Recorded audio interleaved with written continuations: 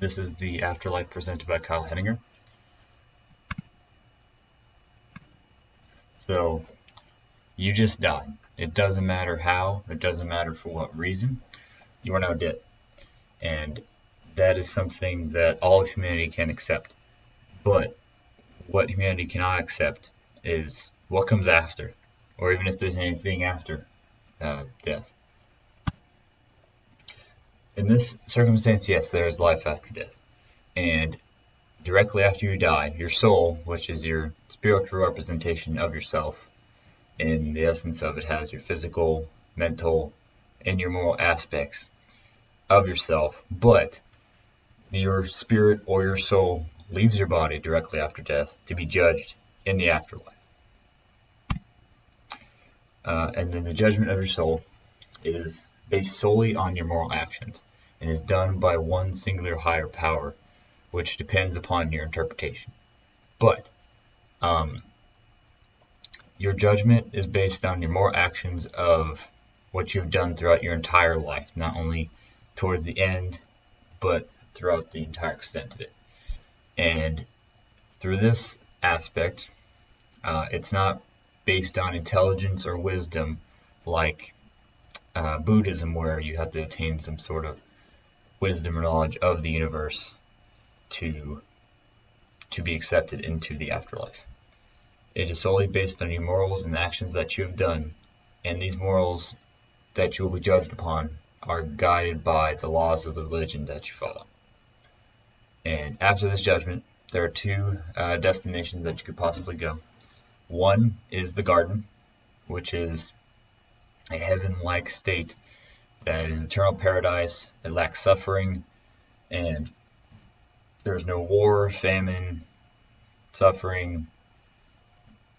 But the other destination is the fire, which is similar to Jahannam in Islam. So the fire, or Jahannam, which is a part of the Islam tradition, is basically a hell-like state. It's the destination for the morally wicked and sinners and people who did not follow the teachings of the religion. And the suffering that they occur is physical, mental, emotional. There is no aspect that they do not try to exploit. But this punishment is not forever. It's not eternal, like in the classic Christian tradition. And since it's not eternal, you were able to actually make up and redeem yourself in the afterlife from the actions that you have done in whenever you're alive, rather than just being eternally punished for your actions in your life. And in doing this, you are able to ascend to the garden after you have served your punishment.